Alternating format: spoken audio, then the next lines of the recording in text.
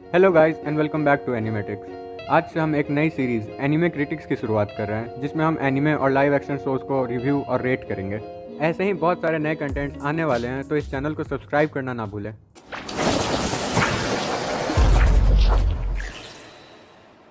बहुत लंबे समय से लाइव एक्शन एक कर्ज की तरह था। कितना भी अच्छा एनिमे हो, उसका लाइव एक्शन बेकार ही होता था, भले वो सीजीआई की वजह से हो या क्रिंज कैरेक्टर्स की वजह से। हालात इतने ख़राब थे कि एक दो इवोल्यूशन बाद तो ह्यूमन ब्रेन ये मान के ही जन्म लेता कि लाइव एक्शन मतलब बेकार। लेकिन वन पीस लाइव एक्शन ने सबको गलत प्रूव करते हुए एक अच्छी लाइव एक्शन बना दी। इसके सक्सेस के बाद लाइव एक्शन एनिमे अनाउंसमेंट की बौछार ही लग गई।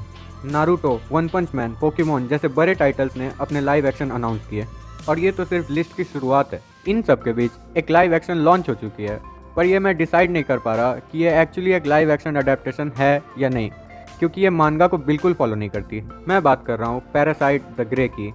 ये पैरासाइट द मैक्सिम के वर्ल्ड में बेस्ड है, बट सिमिलैरिटीज़ यहीं पे ख़त्म हो जाती हैं।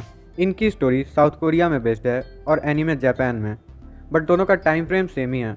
मतलब जब ये सीरीज़ के इवेंट साउथ कोरिया में होते हैं, तभी एनीमे के इवेंट्स जापान में होते हैं। ये इन्फॉर्मेशन इंपॉर्टेंट क्यों है, ये तो एक स्पॉइलर है। सीज़न 1 सिर्फ 6 एपिसोड का है, और ये सभी एपिसोड कम्प्लीटली एक्शन और इमोशन पैक्ड हैं। शायद ही कभी लगा हो कि कोई सीन बोरिंग है। इस सीरीज़ की बेस्ट बात मुझे ये लगी कि फालतू के स्टीरियोटिपिकल ट्रेड्स घुसाने की कोशिश नहीं की गई है। Direct on point main story पर पूरा फोकस था। कुछ कैरेक्टर्स की बैक स्टोरी अगर दिखाई भी गई तो वो स्टोरी के प्रोग्रेशन के लिए इम्पॉर्टेंट था। I mean train to Busan के डायरेक्टर से इतना तो एक्सपेक्टेड था ही। एक चीज़ जो मैंने इसमें मिस की है वो है शिनिची और मिगी के बीच का यूनिक बॉन्ड।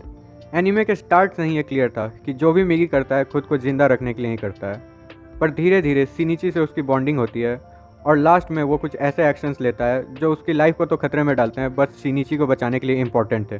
और यही चीज़ एनीमे के एंडिंग को और भी बेटर और सेटिस्फाइंग बनाती है। बट पैरासाइट द ग्रे में मेन कैरेक्टर सुइन पैरासाइट हीडी से सिर्फ लेटर्स के थ्रू कम्युनिकेट कर सकती है, क्योंकि एक समय में सुइन और हीडी में से कोई एक ही बॉडी को कंट्रोल कर सकता है, तो वो सेम बॉन्ड वाली फीलिंग नहीं आ पाती है। अब वक्त आ गया है इस शो के एनीमे क्रिटिक्स स्कोर जानने का, जिसे हम 5 क्राइटेरिया पे डिसाइड करेंगे: एक्टिंग, डायरेक्शन, प्लॉट, कैरेक्टर्स और सीजीआई। पहली है एक्टिंग, जो कि फेयरली अच्छी थी। पैरासाइट्स की वो डेथ स्टेयर डरावनी थी, और मेन कैरेक्टर ने भी 2 अलग अलग पर्सनैलिटीज़ को अच्छे से पोर्ट्रे किया है, इसलिए एक्टिंग को मिलते हैं 8 आउट ऑफ 10। अगला क्राइटेरिया है डायरेक्शन, और ट्रेन टू बुसान के डायरेक्टर यॉन सांगो से बेटर ऑप्शन ये नहीं सेलेक्ट कर सकते थे। शो की सिनेमेटोग्राफी फेनोमिनल थी। आई मीन इन्होंने मिशन इम्पॉसिबल टाइप की एक पूरी बाइक चेस सीन इसमें घुसा दी, और उसी बाइक चेस सीन की तरह सीरीज की पेसिंग भी फास्ट थी, इसलिए डायरेक्शन को मिलते हैं 9 आउट ऑफ 10। अगला क्राइटेरिया है प्लॉट। इसमें ये कुछ बेटर कर सकते थे, बट स्टिल ये डिसेंट था। कुछ प्लॉट ट्विस्ट और इमोशनल सीन्स ने इसे बचा लिया, इसलिए प्लॉट को मिलते हैं 7 आउट ऑफ 10। अगला क्राइटेरिया है कैरेक्टर्स।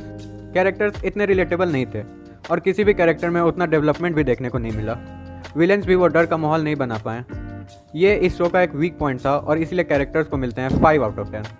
और लास्टली वो कैटेगरी जिसमें most of the live actions fail करते हैं, सीजीआई, और ये इनकी बहुत अच्छी थी।